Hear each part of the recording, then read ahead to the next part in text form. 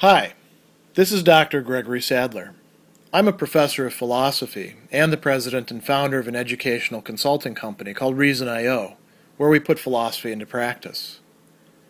I've studied and taught philosophy for over 20 years, and I find that many people run into difficulties reading classic philosophical texts. Sometimes it's the way things are said or how the text is structured. But the concepts themselves are not always that complicated, and that's where I come in. To help students and lifelong learners, I've been producing longer lecture videos and posting them to YouTube. Many viewers say they find them useful. What you're currently watching is part of a new series of shorter videos, each of them focused on one core concept from an important philosophical text. I hope you find it useful as well. In the beginning of Metaphysics, Book 1, Aristotle writes one of his most famous statements, that is, all human beings, by nature, desire to know, or knowledge. And there's a lot of different ways in which we can talk about knowing and knowledge, a lot of different arts and sciences. There's also experience. But one of them is particularly important for Aristotle. He is a philosopher, and he's also going to tell us about the origin of philosophy, which, according to him, lies in trying to develop, trying to attain knowledge, motivated by something in particular, an experience. And here's where we get another one of his extremely famous lines. He says, philosophy begins in wondering, or in wonder, or awe. You could translate this in a number of different ways. Thaumazein, the verb, is the Greek term that's being used there, and it means another way of translating it to marvel. So we do desire knowledge, and some things within the world draw us in further. Now, Aristotle thinks that this working of human beings, because of their very nature and their capabilities, doesn't lead us to philosophy right at the very beginning. So he wouldn't say that, early human beings are all philosophers, or children by their very, origin are automatically philosophers, or anything of that sort. Because for him, philosophy is a bit more advanced, you could say, of an inquiry. He does tell us early on about the development of the arts and the sciences, the technai and the epistemi in Greek. And he tells us that first, we human beings, after we get beyond the realm of mere memory and experience, and we actually start to figure out how things work, we start to develop bodies of knowledge or disciplines, we do so motivated first by practical concerns. So we develop those, as he says, that are useful for life, for our living, for preserving life, for living better. Some of these deal with things that he calls necessities, ta anankaya, the things that we are bound to deal with. So, if we are, say, herders, we start to figure out something about how to take herd animals and get them safely from point A to point B with losing as few of them as possible. Or we start to figure out what to do with their hides or their wool, and we develop these techniques that eventually we can have some actual knowledge about and teach to other people. Some of them deal with what we can translate as pastimes, or he also says at another point with pleasure. So quite a few of the arts and sciences that we develop after we get past the realm of mere necessity have to do with making our life more enjoyable. So think about agriculture, for example. It's really useful to know how irrigation works, and about, weeding and manuring and all these other things that we can, talk about as part of the body of knowledge of agriculture. And then we could start to breed things to make them more tasty.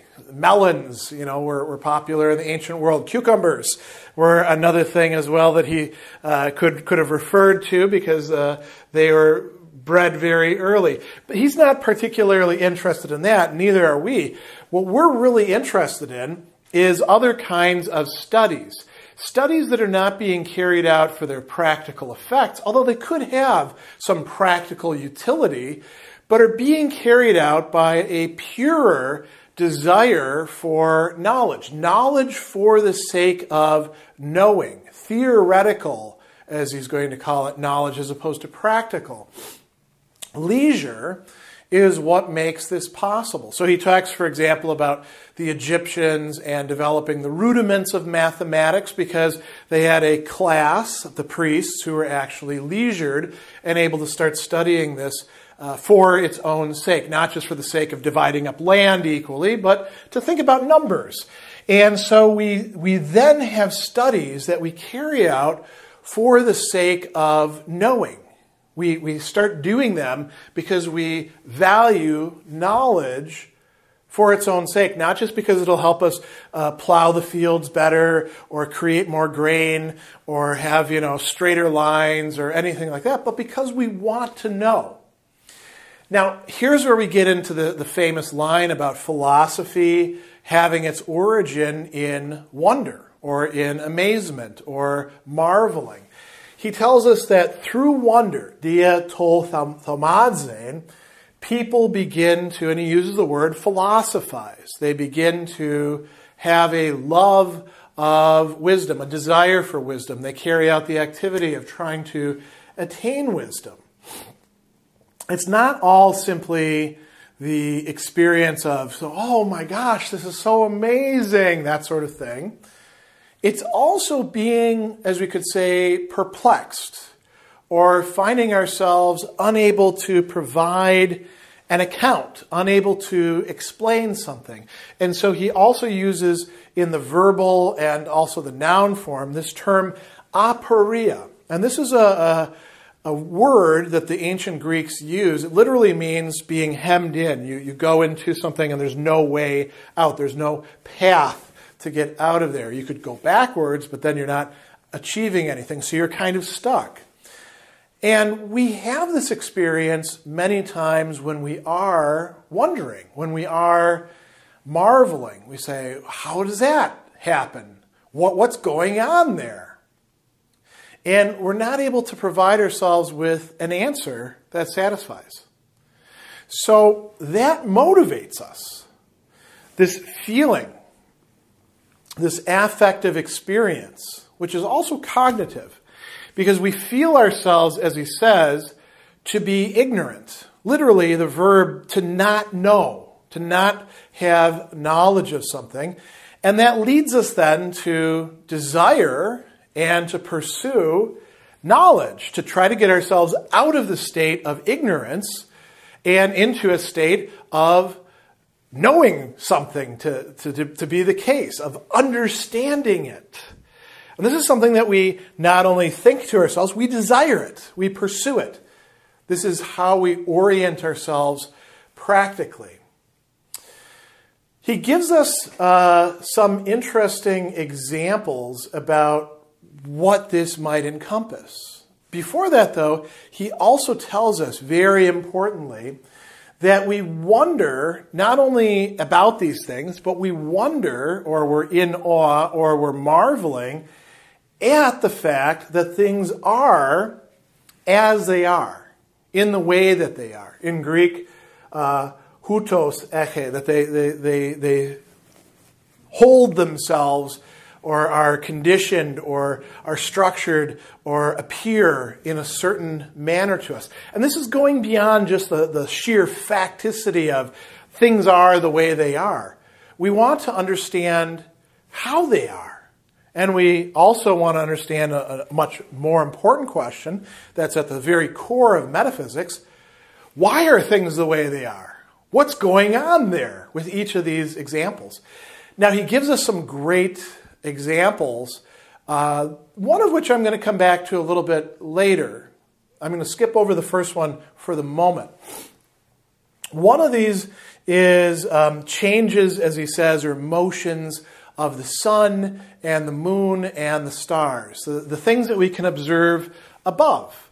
And, what would this include? The solstices, he has an example there. Probably you would also say eclipses are things that we're interested in. The regular patterns that we observe with heavenly bodies. All of those sorts of things are matters about which we can wonder. And he says that, myth makers are actually, in a certain way, beginning to do philosophy because they introduce all sorts of wonders for us. And think about what some of the myths in nearly every culture have to do with the astral or heavenly bodies. We want to know what's going on with these. Why are they behaving the way that they do?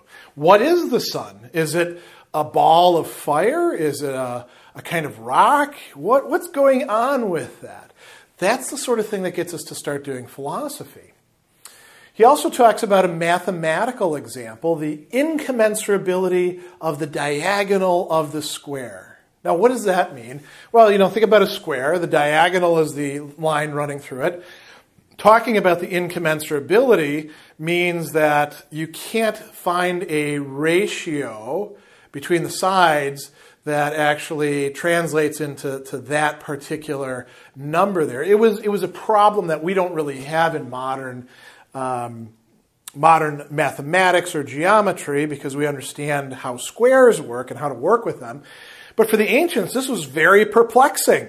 This was a problem set for them that they wanted to make some sense out of. And he says something really interesting about that particular example.